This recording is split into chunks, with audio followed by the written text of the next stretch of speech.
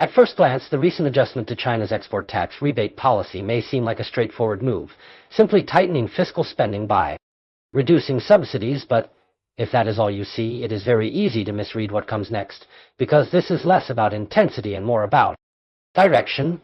For many years, China has played a very specific role in the global industrial system, combining large-scale manufacturing capacity with export tax rebates to push products into international markets, in essence using part of its fiscal resources to secure market share. This model worked well during a certain stage of development. It helped industries scale rapidly and establish a global presence. But once that scale is achieved, the same mechanism begins to create new challenges.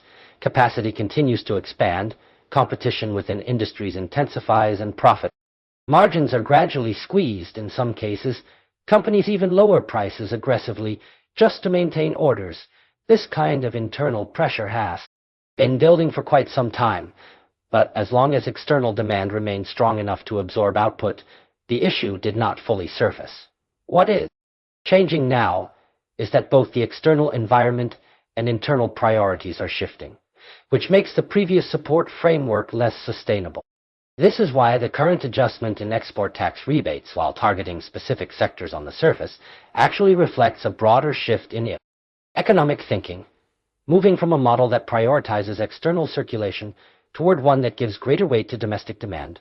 Put more simply, it is not just about reducing support for exports, but about reallocating resources toward internal use. The most immediate impact of this change will be on corporate profit structures. In the past, tax rebates functioned as a form of implicit profit, and once that component is reduced or removed, companies that were already operating on thin margins will feel the pressure almost immediately.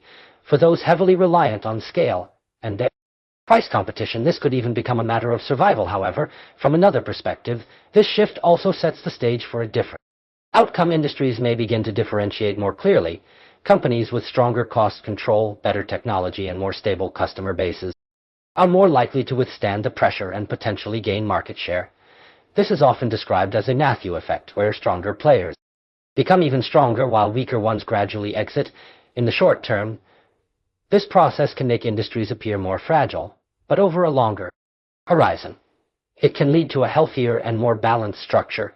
Looking one layer deeper, there is another important aspect that is often overlooked, which is the reallocation of fiscal resources.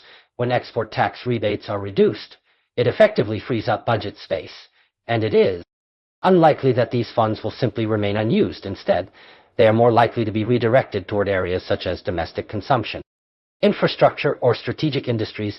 This redistribution is part of a broader effort to shift the internal drivers of the economy from reliance on external demand toward a more domestically driven growth model.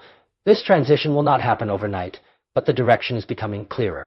For markets, the key point is not just identifying which sectors may face short-term pressure, but understanding which underlying logics are changing. For example, business models that depend primarily on export expansion may face increasing constraints, while companies that can build competitiveness both domestically and internationally may demonstrate greater resilience. Similarly, some sectors previously viewed as high growth may need to be reassessed if their expansion was heavily dependent on policy support.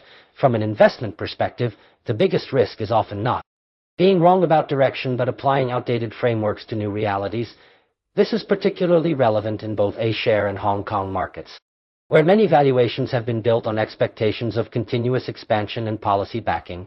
Once those assumptions change, the market will inevitably reprice assets. So rather than seeing this policy adjustment as a direct attempt to suppress certain industries, it is more accurate to view it as a reordering process, placing different types of companies into positions that better reflect their underlying capabilities. This process will involve short-term pain and volatility, but it is fundamentally part of a broader structural transition rather than a simple tightening cycle. If you take a longer view, changes like this rarely produce immediate outcomes, but their effects tend to accumulate over time, which is why the key is not to predict short-term movements, but to understand the deeper logic behind the shift. Once that logic becomes clear, what initially appears as market noise begins to reveal a more coherent pattern.